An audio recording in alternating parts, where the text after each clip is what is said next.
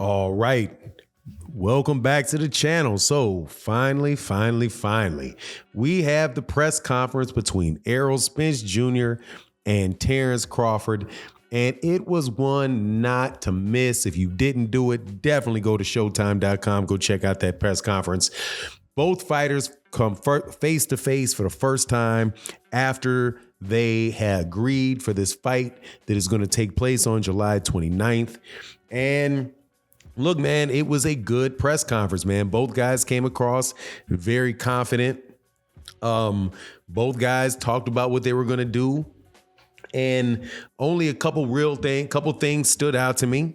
One is that, Errol Spence Jr. got a significant size advantage, or maybe not significant, a noticeable size advantage over Terence Crawford. That was the first thing that I noticed when they had their face-off. Just how tall and how long they are. It looks like Errol Spence Jr. is most definitely the bigger man going into that fight. Errol Spence Jr. also you can put down any of this idea that Errol Spence Jr. was overweight or chunky or anything like that leading into this fight, man, because we are, about 6 weeks out? Roughly 6 weeks out, and Errol Spence Jr.'s stomach was flat, looked lean, all of the above. If anybody looked like, that they were floating higher up in weight, then I would say it was Terence Crawford, who looked like he still, was a little bit more full in the face, a little bit more full in the body. Had a t-shirt or his golf shirt, hanging out of his pants. So you really couldn't see, how big he was or whatever. Just because of the way he's dressed. But the way that Errol was dressed, with his clothes a little bit more snug up against his abdomen, he looked like he was in good shape, man. But there's definitely a little bit of Errol Spence Jr. looking downward towards Terence Crawford. As far as what they both looked at in the fight, this was nothing like the press conference that I've seen from Terence Crawford's former opponents. You really didn't see any type of either one of those guys really giving any ground to the other one. Definitely was not trying to have, neither one of these guys are really trying to have some conversation about how the other guy's going to beat them. Errol was very respectful of Terence Crawford's skills, constantly calling him a great fighter and say, yeah, man, he's a great fighter. I'm gonna give you your respect now. I know what kind of fighter you are, right? So if me just looking from the outside looking in, the differences in this conversation were between the trainers, right? And the approaches that these guys are taking towards the fight, where Terence Crawford, it seems as if he's talking about what he's, putting on this spectacular show, and dominating Errol Spence Jr. Errol Spence Jr. and Derek James were more talking about breaking him down systematically over the course of the fight, right? So, and said, hey, look, man, I think that this is Errol Spence saying, look, Terence Crawford is going to be a good fight it's going to be a good tactical fight for the first few rounds. And then as the fight goes on and he pushes on, that's when I'm going to start breaking him down. I'm going to start wearing him down. And, I know that he's somebody that doesn't want to break. He said, I know I'm not going to break. So Errol Spence Jr., from what I see, sees it as being something where he's fighting a great fighter in Terence Crawford, and that he is going to go about systematically breaking him up, breaking him down and beating him up. Derek James was pretty much the same thing, saying, look, man, it's not about the knockout or getting a knockout.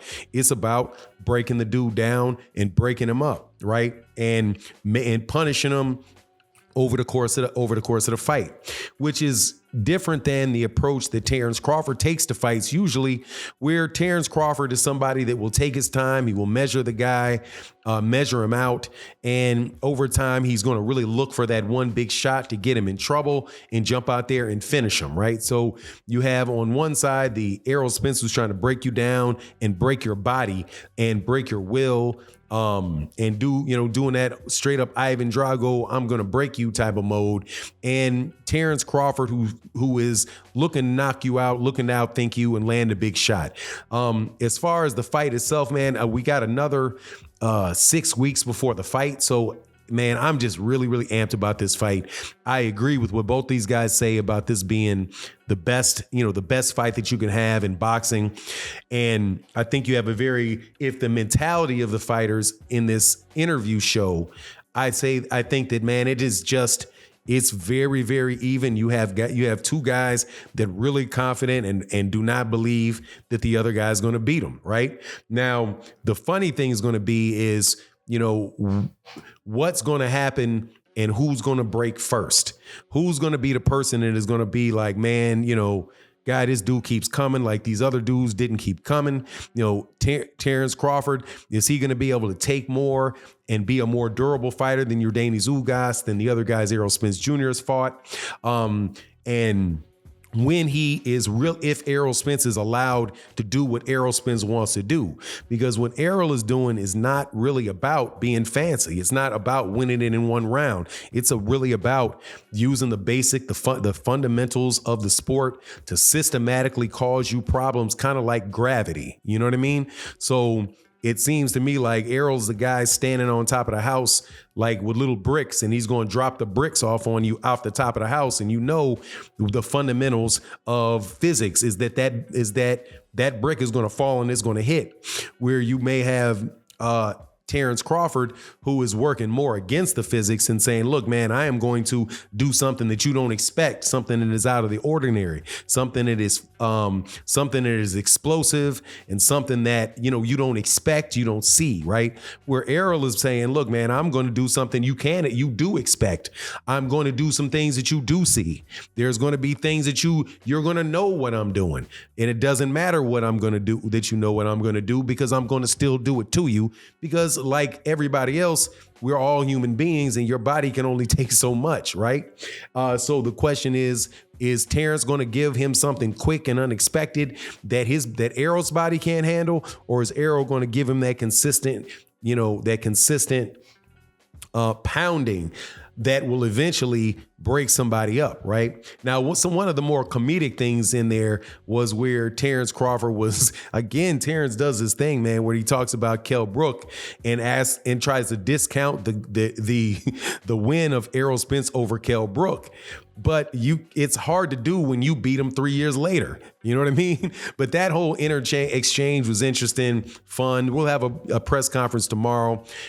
I don't know if there's any real winner or loser to this press conference. If the fight is anything like the press conference, and hey, man, you got to go ahead and put your money on a draw, because that's pretty much what it is. But if one guy, if Terence wanted to intimidate Errol, or Errol was, or get a sense and smell fear on Errol, I don't think he caught a whiff of that.